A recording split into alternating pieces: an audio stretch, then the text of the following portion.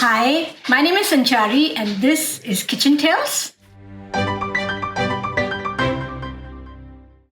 where I try to cook mostly gluten-free, dairy-free and sugar-free foods. Today I plan to bake some gluten-free and dairy-free bread rolls, so let's get into the making of it.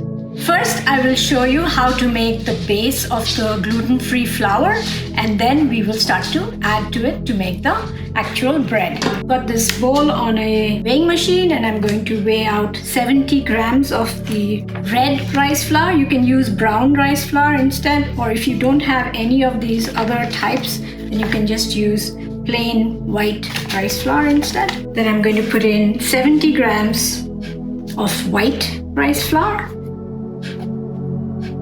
So a total of 140. So I have about 160 grams of potato starch. So that's what I'm going to put in. And then I'm going to need 120 grams of corn flour.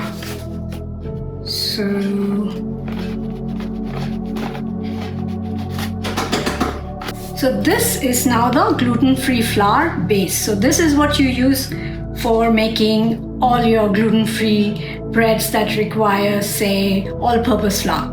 So this is what you would use. And then you would use the other extras like xanthan gum, oil, egg, whatever, to add to it to make the bread. Now to this, I'm going to add 1 teaspoon of salt. So 1 level teaspoon of salt. Then I have something called xanthan gum, which helps to keep the gluten-free flour together. It acts like a gum. I'm going to use 1 level teaspoon of that in. I then need 2 level teaspoons of caster sugar. This is so that when we use the yeast, it works well together. And now I put in 7 grams of fast action dried yeast. So I get that in this packet. The packet, I just put the whole packet in because it's 7 grams. Mix this up well. So I'm going to put in about 3 to 4 spoons of mixed seeds. I forgot to mention I'm making mixed seed bread rolls. So depending on how much you like. 2 teaspoons of olive oil. I don't know if you can hear, we have Matilda visiting us today, and she and Ellie are going absolutely nuts. And then 1 teaspoon of apple cider vinegar, that goes in. I'm going to now put the water in. So I have about 325 ml of water that I'm going to now heat in my microwave. So I'll just heat this and be right back. I now have heated my water and I'm going to put in about 250 ml of it initially. So you don't want to heat the water too much, lukewarm basically. Start this at 1. And you want the consistency of the batter to be like cake batter, so it should fall off the spoon. I might need to use the whole of this to 325 ml of water, but we'll see how it is looking.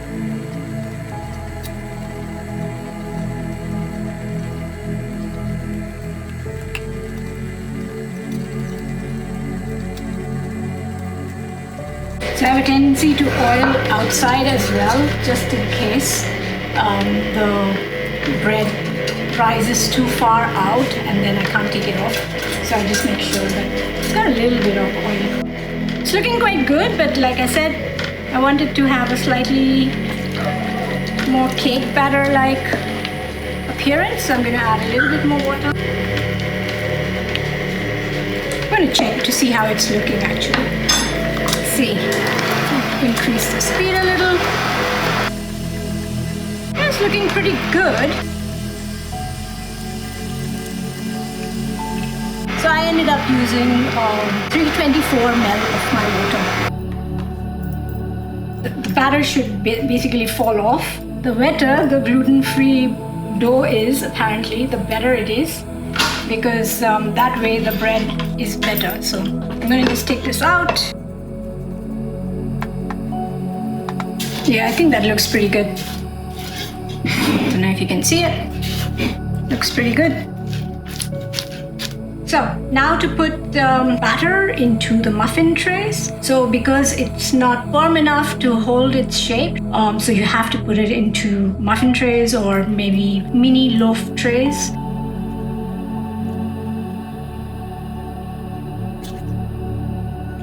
I am used to making bread at home, but I'm used to making bread with gluten in it. So much easier. You don't have to worry about anything. With gluten-free, you need to have all these various types of starches and different types of flour, and so it's a bit of an investment.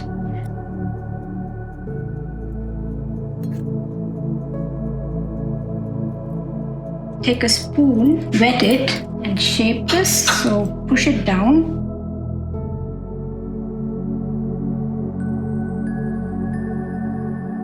We're going to just score this. So we're going to just snip it. Now I'm going to add some more of my seeds on top. Alright, back to pressing that in. Now to turn on my oven. Alright, so my oven is now at temperature of 220 degrees Celsius. I'm going to take my muffin tray. It's risen a little bit. As you can see, I'm going to put that in for about 20 minutes. So put it in, timer, 20 minutes, and let's start it. No, I don't want to be kissed. No, I don't want to be kissed. We have the little Matilda visiting us again today, making a lot of noise. So, yes. No, I don't want to be kissed. So we're looking for a brown top, and when you tap on the bottom, it should sound hollow. So if the top is not browned enough, I may go a little bit more. So every oven is different, and so it takes I guess trial and error to figure out when yours is done. Sometimes they don't turn brown, my gluten-free breads, but they do become a little bit harder on the top, and they do sound hollow when you tap at the bottom. So let's see how long this takes. It says 20 minutes in the recipe, but it may take a little bit longer, or it may take a little bit less time. So see you in about 20 minutes to half an hour. And the top is kind of hardish.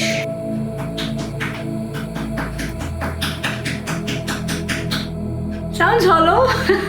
We're going to now let it cool, and then once it is cool, then we'll do a taste test. So now for the taste test. I'm going to take one of these, but let's cut into it, see how it's looking. Whoa, it's crunchy on top. Still warm. Yeah, that looks like bread. Can you see? That definitely looks like bread. A little bit of fig and mustard spread with some pate. Here goes. It's good. My thumb is just up on it. So I'm really happy with it. It's just like bread. It's got the holes also that you would need in bread, the air pockets. So I'm really happy with this consistency. It's soft inside, and it's kind of crunchy on the outside. So it's really good bread to have, bread rolls to have. So yeah, that's my gluten-free, dairy-free, multi-seeded bread rolls. Hope you like it, hope you make it, and I'm sure you'll enjoy it. Thanks so much for watching. Until next time.